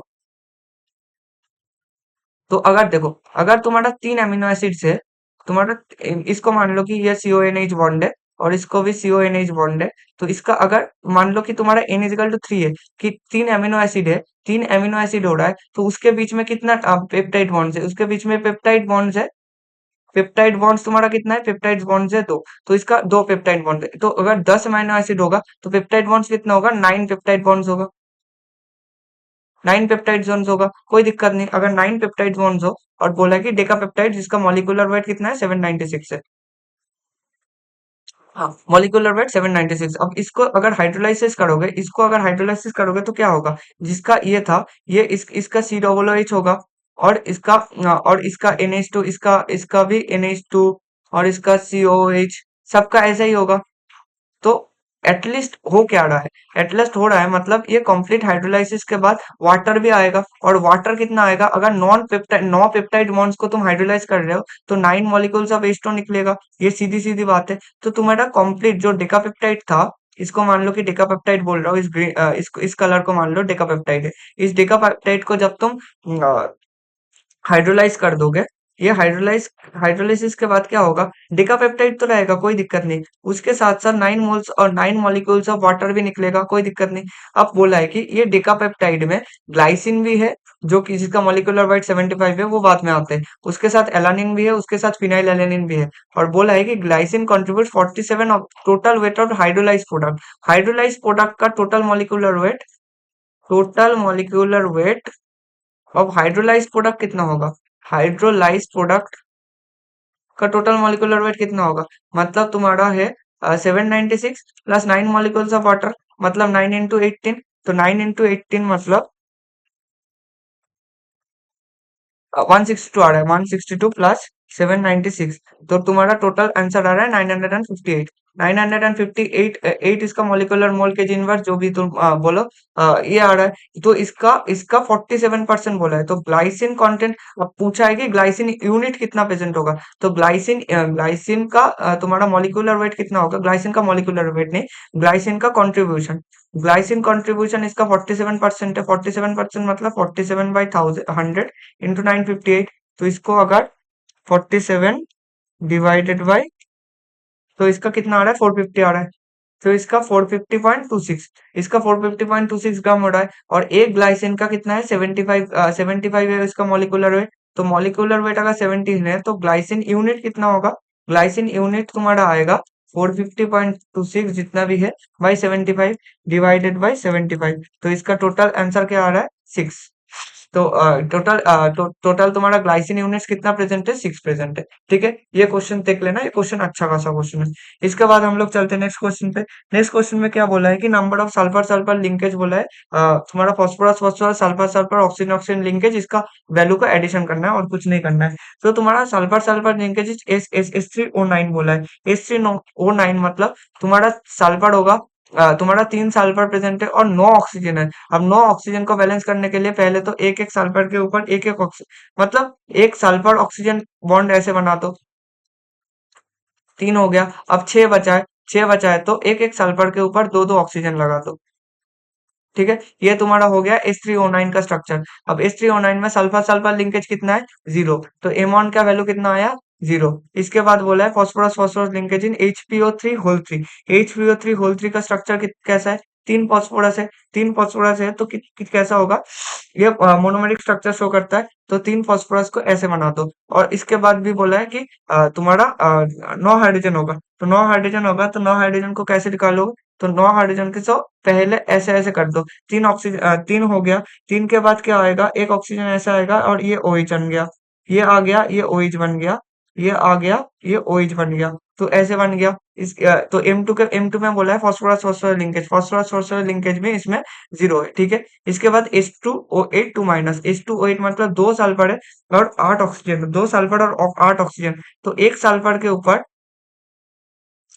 2 ऑक्सीजन तो ऐसे ही बैठ जाता है, क्योंकि इसका वैलेंसी पूरा करने के लिए 6 हम लोग वैलेंसी पूरा कर सकते हैं। तो इसके ऊपर OH OH लगा दो दोनों साइड में। अच्छा, नेगेटिव चार्ज बोला है तो हाइड्रोजन तो नहीं रहेगा।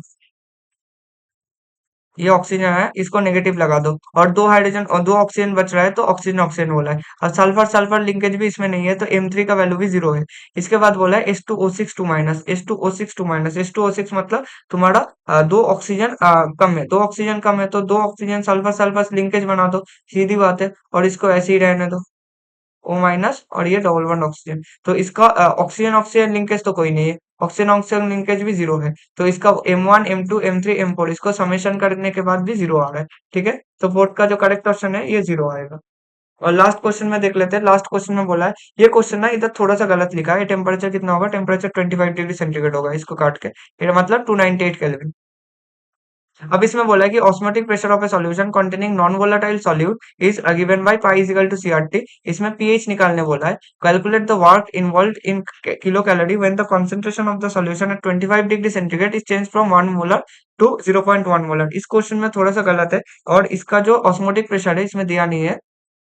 ऑस्मोटिक प्रेशर कितना होगा, इसमें ऑस्मोटिक प्रेशर होगा 2.69 एटीएम बोला है। ठीक है, तो इस 2.69 एटीएम बोला है। अब देख लेना। अब इसमें क्या है, इसमें पाई इजिकल टू ICRT होता है। और अब और ये क्या है, नॉन वोलेटाइल सॉल्यूट जो है, इसमें बोला है कि मोनोबेसिक एसिड बोला है। ठीक है, ये भी ध्यान रखना। अब मोनोबेसिक एसिड मतलब जो कि है H+A- या फिर HCl मान लो, जो कि एक H+ मतलब एक मोनोबेसिक मतलब क्या होता है कि एक हाइड्रोजन को 1 मोल ऑफ H+ को प्रोड्यूस करे अगर इसका 1 मोल आ रहा है। मतलब जो कि सल्फर होता है, सल्फ्यूरिक एसिड होता है, सल्फ्यूरिक एसिड होता है डाइबेसिक, जो 2 मोल्स ऑफ H+ को प्रोड्यूस करे। HCl क्या होता है, मोनोबेसिक, जो कि 1 मोल ऑफ हाइड्रोजन H+ को प्रोटॉन सोर्स के है कि 1 मोल ऑफ प्रोटॉन सोर्स को प्रोड्यूस करे। तो इसका 1 मोल, इसका 1 मोल आ रहा है। तो मोनोबेसिक एसिड के लिए क्या होता है, हमें अच्छे से पता है, I alpha is equal to I-1/N-1 है। और ये n क्या है, ये n है total, n is equal to total number of particles in the solution, total number of particles after complete dissolution, complete dissociation. यही तो इसका मीनिंग है। तो अगर H मान के H+ और A- में कंप्लीट 100% डिकम्पोज हो रहा है तो इसका n इज इक्वल टू 2 आ रहा है। तो alpha is equal to I-1/N-1 होगा। तो alpha is equal to I-1/N-1 आया। तो इसका n की जगह इसमें 2 पुट कर दो। तो alpha is equal to I-1/1 आएगा। तो alpha is equal to 1-1, sorry I-1, तो I is equal to 1 + alpha. तो इसको इस फॉर्मूला पे पुट कर दो। अब तुम्हारा पाई क्या है, 2.69 है। 2.69 इंटू 1 + अल्फा। और इसके साथ बोला है कि कॉन्सेंट्रेशन CRT बोला है। CRT मतलब तुम्हारा 0.1 मोलर, इसका अच्छा सॉरी, इसका पहले तो 1 रहेगा, सॉरी 0.1। 0.1 into R. आर का वैल्यू कितना होगा? आर का वैल्यू होगा 0.082। इसका 2 कैलोरी मत लेना, इसका 0.082 लेना। ठीक है, ये क्वेश्चन थोड़ा सा गलत है। ठीक है, और इंटू टेम्परेचर कितना आएगा? टेम्परेचर है 298 केल्विन। इससे तुम्हारा क्या आ रहेगा? 1 प्लस अल्फा का वैल्यू आ रहा है। 1 प्लस अल्फा का वैल्यू कितना आएगा तुम्हारा? 2.69 डिवाइडेड बाई 0.0082 डिवाइडेड बाई 298। तो इसका वैल्यू आ रहा है 1.1 के करीब। तो अल्फा का वैल्यू कितना आएगा? 0.1। अल्फा 0.1 आ रहा है। और इसके साथ देखो, तुम्हें पीएच निकालना है। पीएच निकालने मतलब तुम्हारा 0.1 मोलर कॉन्सेंट्रेशन आ रहा है, तो कॉन्सेंट्रेशन कितना होगा? Concentration pH is equal to minus log of H plus होता है। अब देखो, जब तुम्हें ये टूट रहा है, ये अगर मान लो कि ये सी कॉन्सेंट्रेशन सी था at time is equal to 0, तो इसका सी था is equal to time is equal to T time में ये सी अल्फा होगा। मतलब सॉरी, सी माइनस सी। हाँ, इसका क्या होता है? सी माइनस सी अल्फा होता है। और एच प्लस कितना बनता है? सी अल्फा, और सी एल माइनस भी सी अल्फा बनेगा। तो एच प्लस का कॉन्सेंट्रेशन कितना आ रहा है? एच प्लस का कॉन्सेंट्रेशन आता है सी अल्फा। तो minus log of C alpha. अब सी क्या है? सी का वैल्यू 0.1 मोलर है। अल्फा का वैल्यू भी 0.1 है। सॉरी, मोलर नहीं, ये यूनिटलेस क्वांटिटी होता है। ठीक है, तो सी अल्फा क्या होता है? C alpha is equal to 10 to the power -2 आएगा। तो minus log of 10 to the power -2 मतलब 2। तो पीएच का जो फाइनल वैल्यू आ रहा है, पीएच का वैल्यू आ रहा है 2। जो sorry, pH is equal to 2।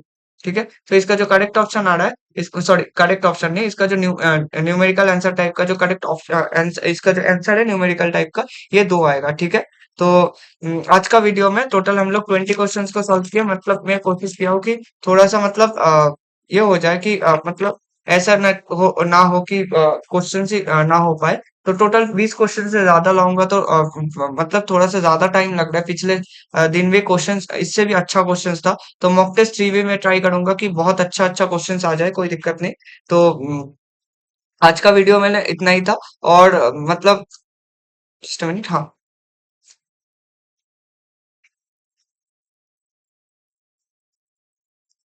हाँ, तो ये था जेई एडवांस 2025 का अल्टीमेट मॉक टेस्ट नंबर 2। इसके बाद आएगा 3, इसके बाद 3 आएगा, उसके बाद 4 आएगा, उसके बाद 5 आएगा। ये ऐसे 3 आएगा, इसके बाद 4 आएगा, इससे 5th आएगा। देखो, हर दिन ना मतलब थोड़ा सा इसका कंटेंट ढूंढने में टाइम लगता है, क्योंकि ये जेई एडवांस है। ये मेंस नहीं है कि मैं डायरेक्टली कंटेंट ला दूं। ये जेई एडवांस का क्वेश्चन लाने में, ये जो क्वेश्चंस ला रहा हूँ, ये क्वेश्चंस मतलब थोड़ा सा मतलब वो जो बुक्स होता है, बुक्स वो भी कौन सा बुक्स, जो कि जो बुक्स को आईआईटीज फॉलो करते हैं, उस बुक्स से क्वेश्चन ढूंढ के लाना पड़ता है। तो वो ना थोड़ा सा लेंथी हो जाता है, वो एक हेक्टिक प्रोसेस है। तो इसलिए थोड़ा सा टाइम लगता है। मगर और मेरा आईआईटी का कोर्स भी अभी तक खत्म नहीं है। तो आईआईटी दिल्ली में, आईआईटी दिल्ली से हो, तो आईआईटी दिल्ली का कोर्स भी खत्म नहीं हुआ है, तो वो भी मुझे कंटिन्यू करना पड़ता है। तो ये अगर आईआईटी दिल्ली का मतलब थोड़ा सा मतलब जो भी बोल रहा हूँ कि ये टाइम मैनेजमेंट थोड़ा सा होना दिक्कत हो रहा है। तो इसके लिए थोड़ा सा मतलब मुझे भी मोटिवेट करता हो तो मुझे भी अच्छा लगता है। ऐसे मैं चाहता हूँ कि एटलीस्ट मैं 10 मॉक टेस्ट दे दूं, तो 10 मॉक टेस्ट से मतलब थोड़ा सा तुम्हें आसानी हो जाएगा। हर दिन एक मॉक टेस्ट आ जाएगा, मैं कोशिश तो वही करूंगा। तो आज का मॉक टेस्ट के लिए इतना ही था। क्वेश्चंस अगर अच्छा लगा हो तो मतलब थोड़ा सा सपोर्ट कर देना, थोड़ा सा लाइक कर देना, वीडियो को सब्सक्राइब कर देना, और शेयर कर देना। क्योंकि वीडियोस में मतलब थोड़ा सा मतलब 5-6 व्यूज आता है तो थोड़ा सा बुरा तो लगता है, क्योंकि इतना कंटेंट बना के 1 व्यूज लाओ। और सबसे जरूरी बात जो तुम्हारे लिए है, जी एडवांस का एग्जाम के लिए ना, पहले अब जितने भी दिन बचा है, उस दिन में तुम्हारा सीधी बात है, सीधा पहला रोल है, तुम जितना कंटेंट खुद के ऊपर बना लिए हो, या फिर खुद खुद के ऊपर भरोसा रखो। पहली बात तो कॉन्फिडेंस रख दो खुद के ऊपर। ये कॉन्फिडेंस तक ही होता है। अब जितना अंदर, जितना ज्यादा तुम्हारे पास कॉन्फिडेंस रहेगा ना, वो सब कुछ हो जाता है। कंटेंट तुम्हारे पास है, जो कि तुम जो भी एकेडमी में पढ़ते हो या फिर सेल्फ स्टडी करते हो, जो भी तुम करते हो, तुम हाँ, तुम्हारा नोट्स बनाए हो, तो तुम्हारा जेई मेंस के लिए तुम जितना प्रिपेयर कर रहे थे ना, अब देखो एडवांस में हर एक क्वेश्चन, टोटल क्वेश्चंस करके आना, ये तो नहीं होता है ना, पॉसिबल नहीं होता। तो तुम जितना ट्राई कर पाओगे कि थोड़ा सा मतलब सिस्टमेटिक वे थे, थोड़ा सा मतलब स्मार्ट वे में खेलो, तो वो ज्यादा बेहतर होता है। तो कंटेंट तुम्हारा जितना है, उस कंटेंट को लेके ही भागो। उतना ज्यादा नहीं कि मैं 1-2 दिन में ये बुक खत्म कर दूंगा इनऑर्गेनिक केमिस्ट्री का, ये बुक खत्म कर दूंगा ऑर्गेनिक केमिस्ट्री का। हाँ, जितना ज्यादा हो सके। मतलब मैं तो बोल रहा हूँ, सीधा बात है कि एडवांस का मिनिमम मिनिमम 100 क्वेश्चंस डेली लगा लो। मिनिमम 100 क्वेश्चंस, क्योंकि अभी जो टाइम है ना ये प्रैक्टिस करने के लिए है। अभी ये पढ़ने के लिए नहीं होता है। अभी जो टाइम है ये प्रैक्टिस के लिए है। तो जितना ज्यादा तुम प्रैक्टिस में टाइम दोगे उतना तुम्हारा रैंक बूस्ट होगा। ये सीधी बात है, ये रैंक बूस्ट होगा। और मैं हमेशा जैसे बोलता हूँ कि जितना ज्यादा तुम टेस्ट दोगे, हर एक देखो टेस्ट सीरीज, देखो मैं मानता हूँ कि जो एकेडमिक्स का जो जो भी एकेडमी होता है, वो हर एक एकेडमी का कोर्स महंगा होता है, उससे कोई दिक्कत नहीं। मगर उसको इस ये जो टेस्ट सीरीज निकालते हैं ना, इसका टेस्ट सीरीज का कितना ही होता है, टेस्ट सीरीज का 1000 रुपीज होता है मैक्स टू मैक्स, मुझे थोड़ा सा पता नहीं। मतलब 500,000 ऐसे भी। और मतलब जो कि है यूट्यूब, यूट्यूब में तो तुम्हारा फ्री कंटेंट पड़ेगा ना, इसको तुम्हारे 0 रुपीज 0 लग रहा है, तो तुम मॉक टेस्ट जहां पर भी मिल रहा है मॉक टेस्ट देते रहो, टेस्ट सीरीज देते रहो। टेस्ट सीरीज जब दोगे ना, तुम न्यू क्वेश्चंस देखोगे। सीधी बात है, तुम्हें न्यू क्वेश्चंस दिखेगा। अगर ज्यादा से ज्यादा, जितना ज्यादा तुम क्वेश्चन प्रैक्टिस करोगे उतना फायदा होगा, सिंपली बात है। देखो तुम्हें अभी लग रहा है कि जितना मतलब थोड़ा डिमोटिवेट हो जाता होगा या टेस्ट देके, तो थोड़ा सा अजीब लगता है, ऐसा कुछ नहीं होता। अभी देखो तुम्हारा टेस्ट जो मॉक टेस्ट दे रहे हो, उस मॉक टेस्ट तुम्हारा रैंक नहीं बूस्ट कर रहा है, मगर वो मतलब वो रैंक तो डिसाइड नहीं कर रहा है। वो जो मॉक टेस्ट दोगे, उस मॉक टेस्ट से तुम्हें अगर एक या दो क्वेश्चंस का भी कॉन्सेप्ट रिपीट हो जाए ना, वो एक दो क्वेश्चन तुम्हारा +4 ऐसे करते जाएगा। तो और एक एक नंबर से तुम्हें पता है, एक एक आईआईटी ऊपर नीचे आ जाता है। अब तुम दो तीन क्वेश्चंस अगर ऐसे छोड़ दिए ना, तो दिक्कत हो जाता है। तो जेई एडवांस के लिए इतना ही था। मतलब ये मॉक टेस्ट 2 था। कोशिश करूंगा कि कल ही मॉक टेस्ट 3 आ जाए। थोड़ा सा कंटेंट बनाने में टाइम लग जाता है और कुछ नहीं होता। तो वीडियो इतना ही था, और वीडियो को थोड़ा सा सपोर्ट कर देते तो अच्छा होता। मतलब एटलीस्ट 10 व्यूज तो मतलब बनता ही है। मतलब थोड़ा सा कुछ भी शेयर करते हो तो मैं भी मोटिवेट होता हूँ कि ठीक है। इतना ही था, और मिलते हैं नेक्स्ट वीडियो में अल्टीमेट मॉक टेस्ट 2 के लिए। और स्ट्रिक्टली ये जेई एडवांस के लिए देखना, ये मेंस के लिए उतना इतना क्वेश्चन टफ नहीं आता मेंस में। तो इनऑर्गेनिक केमिस्ट्री को थोड़ा सा, केमिस्ट्री का पॉइंट ऑफ व्यू से बोल रहा हूँ कि थोड़ा सा ऑर्गेनिक और फिजिकल को प्रेफर कर दो, और मेन ग्रुप केमिस्ट्री को थोड़ा सा पीछे छोड़ दो। कि मेन ग्रुप केमिस्ट्री अगर करने जाओगे तो कोई चैप्टर नहीं कंप्लीट होगा। पहले सब कुछ कर लो, इनऑर्गेनिक का सब कुछ कर लो, बस मेन ग्रुप छोड़ के। मेन ग्रुप जितना हो सके थोड़ा सा कम देख के जाना, क्योंकि मेन ग्रुप का क्वेश्चन आए तो छोड़ दो, अगर बेसिक क्वेश्चन आए तो अटेम्प्ट कर लो, क्योंकि वो थोड़ा सा हेक्टिक हो जाता है। ये एडवांस है, ये मेंस नहीं है। तुम चिल्ला नहीं सकते कि एनसीईआरटी के बाहर से आया है, कि ऐसा कुछ नहीं होता। अगर कॉन्सेप्ट तुम्हारा सही है, कोई एनसीईआरटी वेनसीईआरटी हेल्प नहीं करता। अगर कॉन्सेप्ट सही है तो तुम निकालोगे एग्जाम, कोई भी बुक पढ़ लो, कोई दिक्कत नहीं होता। अगर कॉन्सेप्ट तुम्हारे अंदर नहीं है तो कुछ नहीं हो सकता है। तो मिलते हैं नेक्स्ट वीडियो पे। आज का वीडियो के लिए इतना ही था। ठीक है, ओके भाई, थैंक यू।